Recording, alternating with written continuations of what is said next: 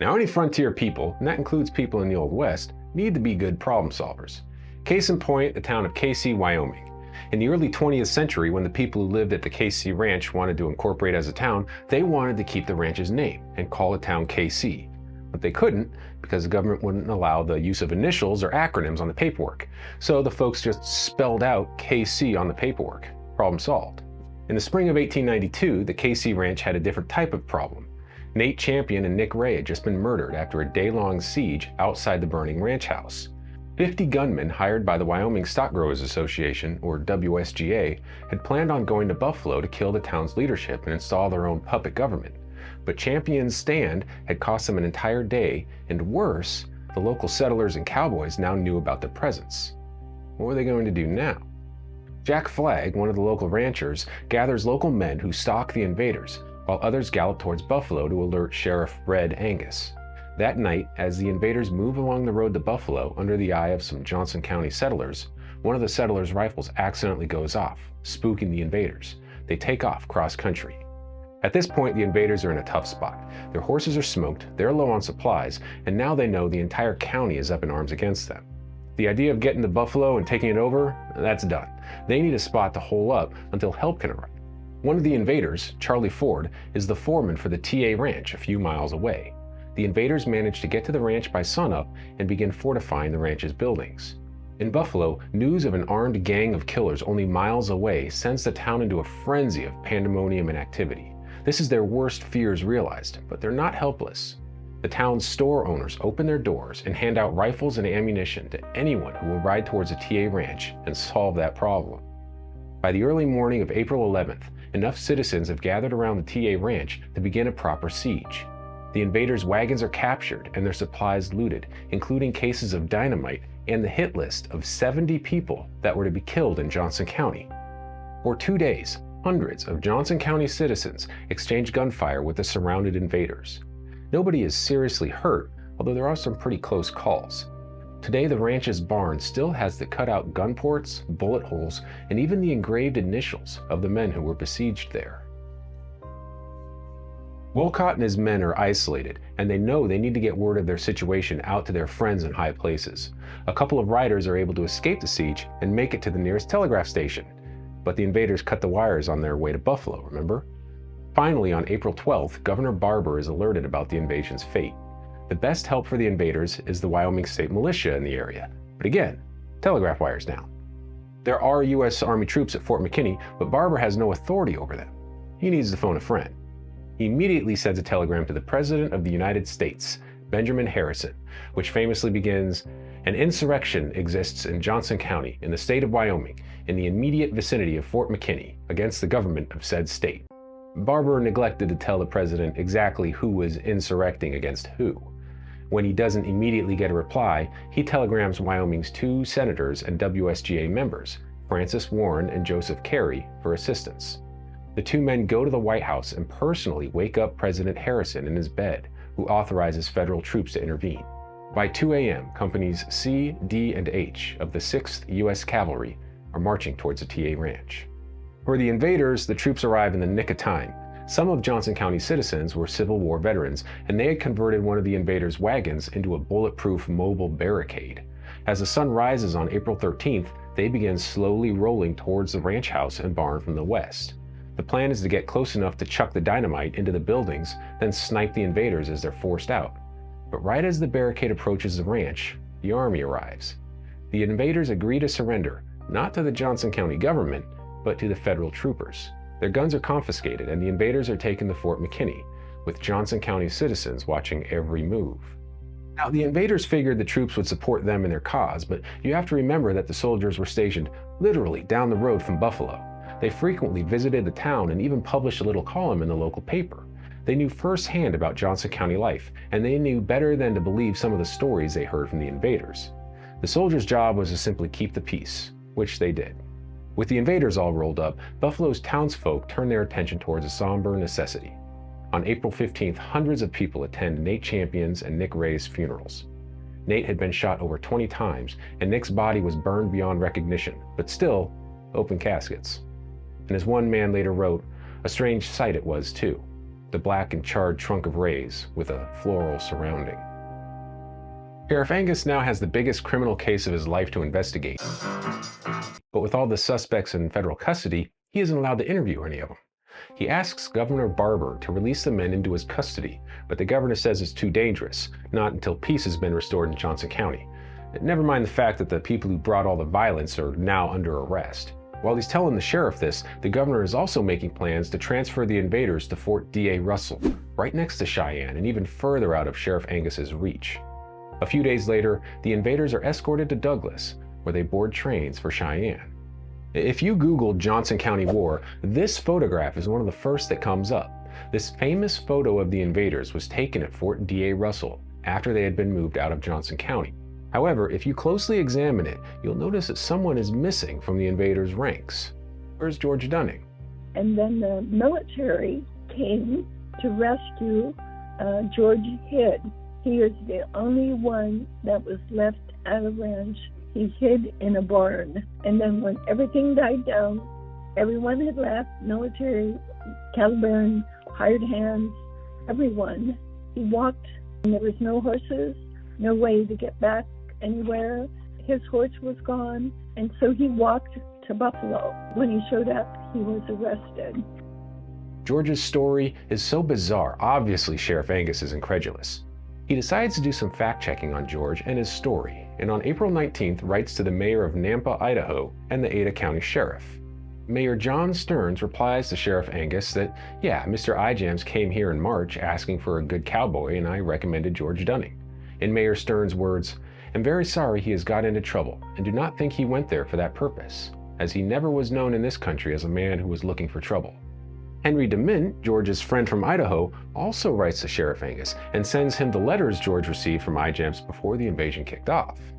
Sheriff Angus had to realize how valuable George was to his case. He hadn't been permitted to interview any of the men currently in Army custody.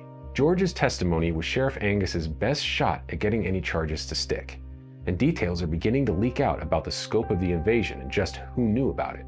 As one newspaper at the time put it, the invasion proves to be a more diabolical conspiracy than was ever imagined and was planned as carefully as a war between two nations.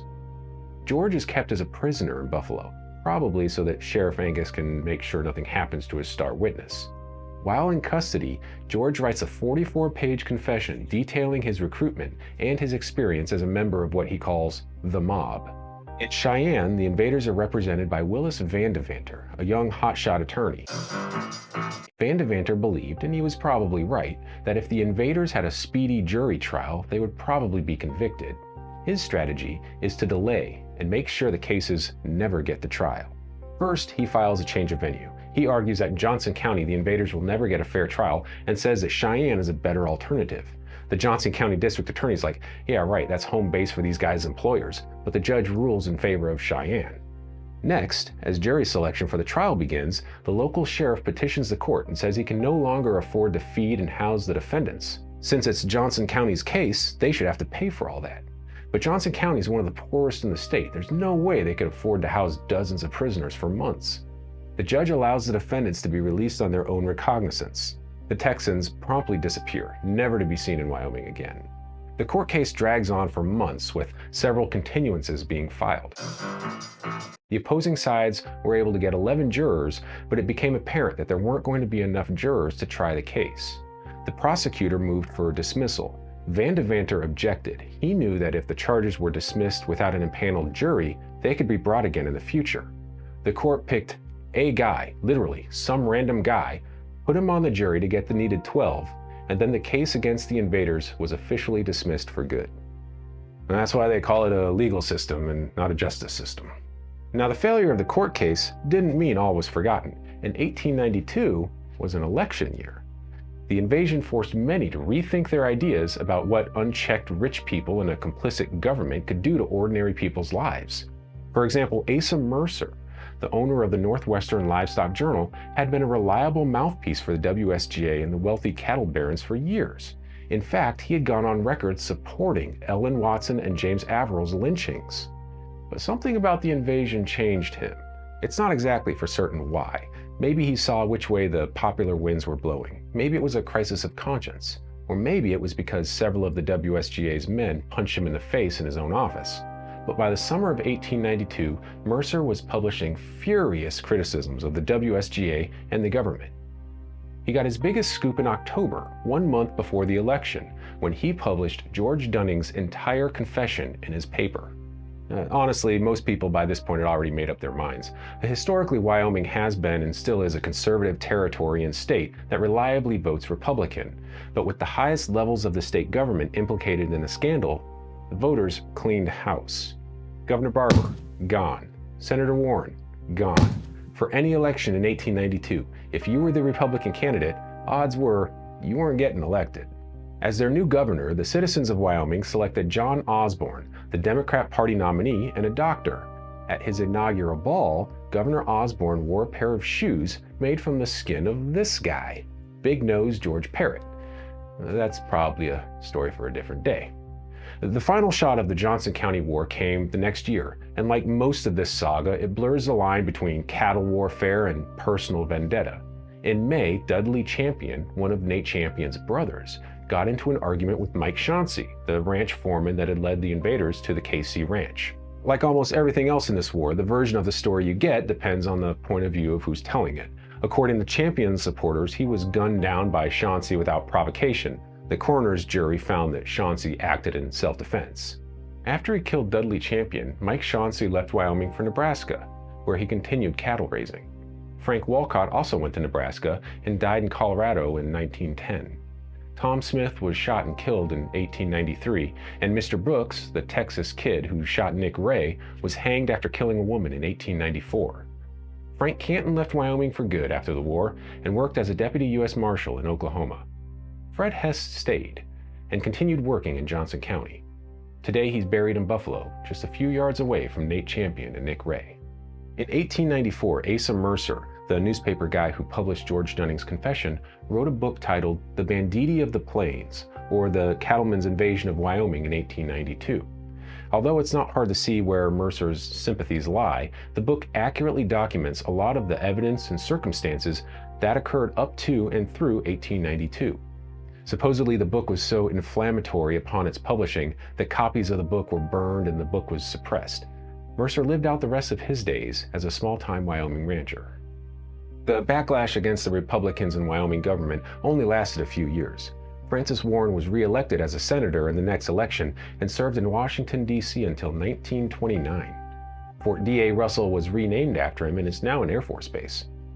Willis Van Devanter, the lawyer who was able to stop the criminal case against the invaders, eventually became a Supreme Court justice. After the Johnson County War, the Wyoming Stock Growers Association had no choice but to cave to outside pressure. In 1893, it opened its membership to small ranchers. The WSGA is still active today and advocates for the livestock industry throughout Wyoming. The only requirements to be a voting member are that you own at least one head of stock and you pay a $125 fee. And what about George Dunning? Well, after his release, George went back to Idaho. He continued working different jobs to make ends meet and was still called on by law enforcement when they needed a tough man to track down bandits. When he went back to Idaho, it's just kind of like he just returned to Idaho and kind of started taking up living again. He was of good character. He wasn't a rowdy guy. He had a good reputation. He worked hard. He tried everything he could to make a living, a school teacher, a ferry boat owner, a miner, a cattleman, part of the Stockmen's Association. So he was doing everything he could to have a decent living. I could never find out where he was buried. So when I drove over to Jordan Valley, it's 80 miles from Boise, I drove into the cemetery and I was a little bit overwhelmed because it was big. Lots of graves up and down kind of little beautiful hills overlooking the valley. Just as I was kind of in a dilemma, here comes the gardener that was going to mow the lawn. And I asked him, could you help me? I'm looking for someone that's buried here. He says, no, I'm too busy.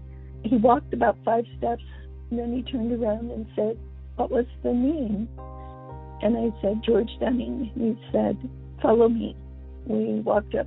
There he was, buried right on the top of the hill, overlooking the beautiful valley that he loves.